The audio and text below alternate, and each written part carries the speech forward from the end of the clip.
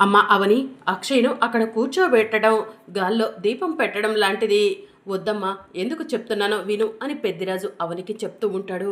అక్షయ్‌ను అక్కడ కూర్చోబెట్టి నేను తీసుకోవాల్సిన జాగ్రత్తలన్నీ తీసుకుంటానన్నయ్య అని చెప్పి అవని అంటుంది. ఎందుకు? అవని వెళ్తా అంటుంటే మీరంతా వద్దని అడ్డుకుంటున్నారు. వాళ్ళకు వచ్చే మంచి పేరును ఎందుకు మీరు పోగొట్టాలనుకుంటున్నారు అని చెప్పి నిహారిక అంటుంది. అంటే ఏంటమ్మా అని ప్రసాదరావు అడుగుతూ ఉంటాడు. నా బంగారం ఏమంటుందంటే అవని అక్షయ్లు దుష్టశక్తిని ఊరి నుంచి తరిమేశారే అనుకో. ఇక్కడ ఉన్న వాళ్ళంతా కూడా అవని అక్షయ్లను పొగుడుతారు. పని పాట లేని వాళ్ళు సోషల్ మీడియాలో అప్లోడ్ చేస్తారు. ఆ తరువాత అవనికి అక్షయ్కు రాష్ట్రపతి చేతుల మీద బహుమతులు కూడా వస్తాయి. అది మామూలు విషయం కాదు కదా, హైప్ ఇచ్చే విషయం. అలాంటి మంచి పేరును మీరెందుకు పోగొట్టాలనుకుంటున్నారని నా బంగారం అంటుంది నాన్న అని కృష్ణబాబు అంటూ ఉంటాడు. అసలు మీరంతా మనుషులేనా? కుళ్ళు కుతంత్రాలతో మీరు ఎలా బ్రతుకుతున్నారు? అవనిని ఎందుకు బాధ పెట్టాలని చూస్తున్నారు అని చెప్పి పెద్దరాజు అంటూ ఉంటాడు. వాళ్ళు బాధ పెట్టినా భయపెట్టినా నేను వాటేటిని కూడా పట్టించుకోలే అన్నయ్య అని చెప్పి అవని అంటుంది. సరేలే మహాతల్లి, ఇక బయలుదేరు అని చెప్పి కృష్ణబాబు అంటాడు. మేమైతే రాము అని నిహారిక అంటుంది. మిమ్మల్ని రమ్మని నేనేం పిలవలేదు కదా అని చెప్పి అవని అంటుంది. ఎక్కడ పిలుస్తావోనని ముందు జాగ్రత్తతో చెప్పాము అని చెప్పి వసంత్ అంటుంది. నేను కూడా నీతో రాను అవని అని శ్రీకర్ అంటాడు. ఒరే శ్రీకర్, ఏం మాట్లాడుతున్నావురా? ఒంటరిగా ఆడపిల్ల వాళ్ళను ఎలా పంపిస్తావురా అని చెప్పి ప్రసాదరావు అంటూ ఉంటాడు.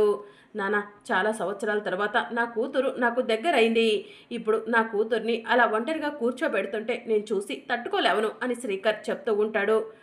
అయితే నేను నీతో పాటు వస్తానమ్మా అవని అని చెప్పి ప్రసాదరావు అంటాడు. మామయ్య గారు, మీరు వద్దులేండి, అవని అక్షయ్లకు నేను తోడుగా వెళ్తాను అని చెప్పి పెద్దిరాజు అంటాడు. వద్దన్నయ్య, నాతో పాటు మీ ఎవరిని కూడా తీసుకెళ్లటం నాకు ఇష్టం లేదు. ఈ ప్రమాదంలో నాతో పాటు మీరు పడటం నాకు అంతకన్నా ఎక్కువ ఇష్టం లేదు అని చెప్పి అవని అంటుంది. సరే మావయ్య, ఇక మేము బయలుదేరుతాం. అమ్మ అక్షయ, పద వెళ్దాం అని చెప్పి అవని అక్షయ్ను తీసుకొని అక్కడి నుంచి వెళ్తూ ఉంటుంది. ఇక అవని అక్షయ్లకు తోడుగా నాగమ్మ చిలకమ్మ వెళ్తూ ఉంటారు.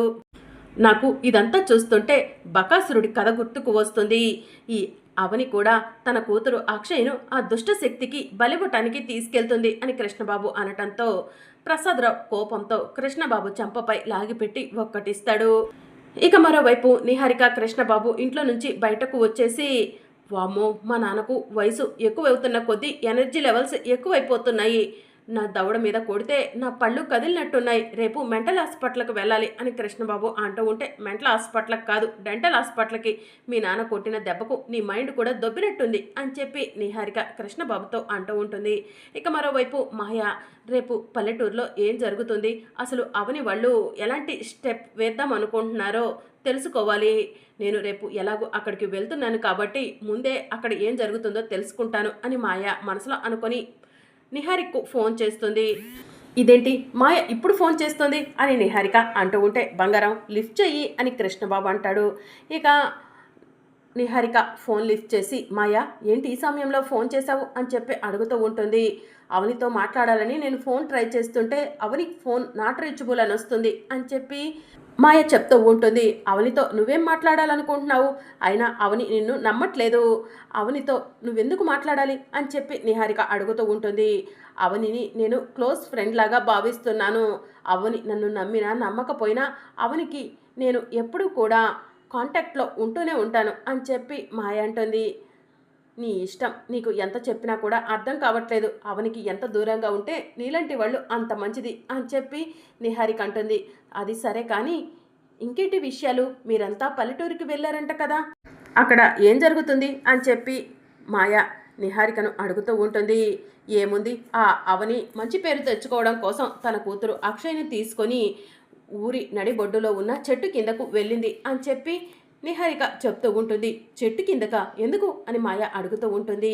దుష్టశక్తి అక్షయ్ను తీసుకెళ్లటం కోసం ఖచ్చితంగా వస్తుందని, అప్పుడు దుష్టశక్తిని తరిమి కొట్టి ఊరికి మంచి జరిగేలా చేస్తానని చెప్పి అవని అక్షయ్ను తీసుకొని చెట్టు కిందకు వెళ్ళింది అని చెప్పి నిహారిక మాయతో చెప్తూ ఉంటుంది.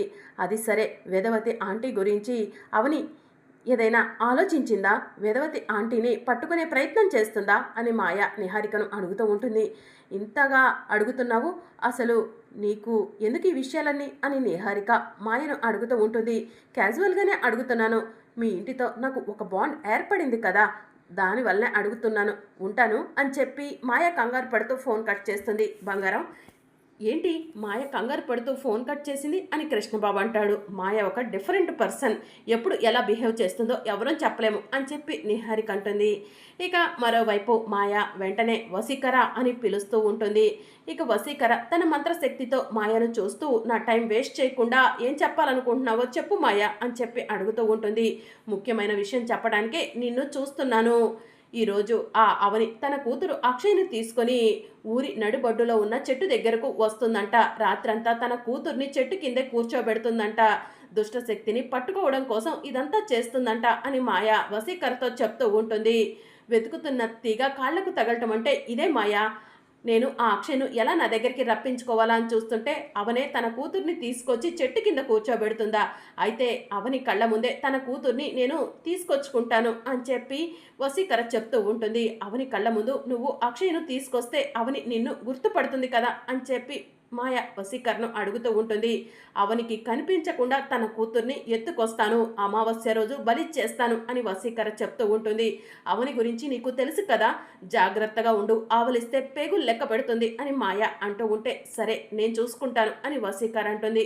గుడ్ న్యూస్తో మళ్ళీ కలుద్దాం అని చెప్పి మాయ మాయమైపోతుంది.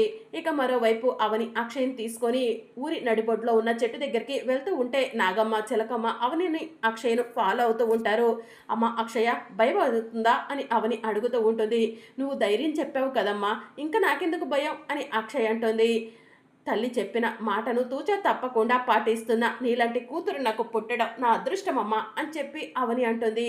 కూతురే ప్రాణంగా బ్రతికే నువ్వు నా అమ్మ అవ్వటం నా అదృష్టమమ్మా అని చెప్పి అక్షయ్ అంటుంది. అమ్మ అక్షయ భయపడకు, నేను ఆ చెట్టు దగ్గర నిల్చొని ఆ దుష్టశక్తి ఎటు నుంచి వస్తుందా, నిన్ను ఎక్కడికి తీసుకెళ్తుందా అన్నీ కూడా గమనిస్తూ ఉంటాను. ముందు జాగ్రత్త కొద్దీ చెట్టుకి సీసీ కెమెరాలు కూడా అమర్చాను. ఆ దుష్టశక్తి ఎటు నుంచి వచ్చినా కూడా సీసీ కెమెరాల్లో రికార్డ్ అవుతుంది. నువ్వు భయపడాల్సిన అవసరమే లేదు అని చెప్పి అవని అంటూ ఉంటుంది. నేను భయపడట్లేదమ్మా, నాకు నువ్వున్నావు, ఆ అమ్మవారు ఉంది, నేను భయపడాల్సిన అవసరమే లేదు, వెళ్ళమ్మా, నువ్వు వెళ్ళి ఆ చెట్టు కింద కూర్చో అని చెప్పి అక్షయ అవనితో చెప్తూ ఉంటుంది.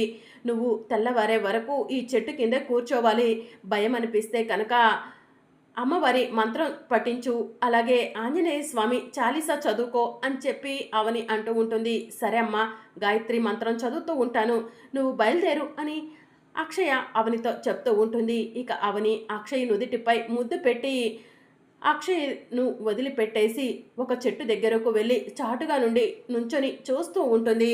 నాగమ్మ చిలకమ్మ ఇద్దరు కూడా అక్షయ్ను అలానే గమనిస్తూ ఉంటారు. ఇక అక్షయ్ మాత్రం హనుమాన్ చాలీసా పఠిస్తూ గాయత్రి మంత్రం చదువుకుంటూ ఉంటుంది. మరోవైపు నిహారిక కృష్ణబాబు ఇద్దరు కూడా లైట్లు పట్టుకొని ముసుగులు వేసుకుని దొంగల్లాగా ఒకరి మొహాలు ఒకరు చూసుకుంటూ భయపడుతూ దెయ్యాల కోట దగ్గరికి వెళ్తూ ఉంటారు.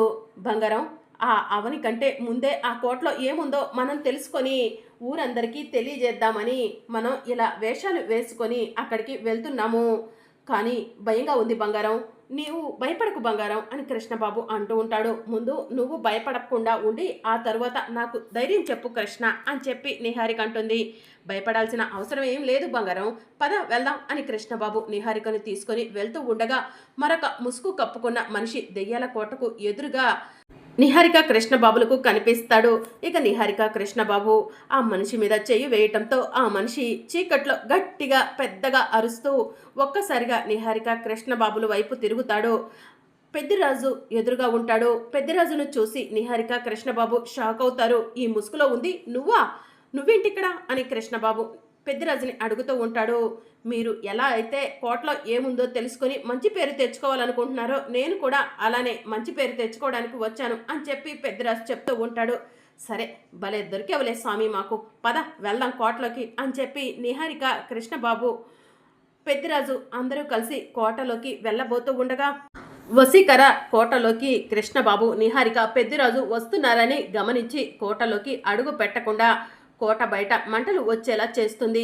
ఇక పెద్దిరాజు నిహారిక కృష్ణబాబు మంటలను చూసి భయపడిపోతారు. నా కోటలోకి నా ప్రవేశం లేకుండా ఎలా వస్తారు మీరు అని వసీకర మనసులో అనుకుంటూ ఉంటుంది.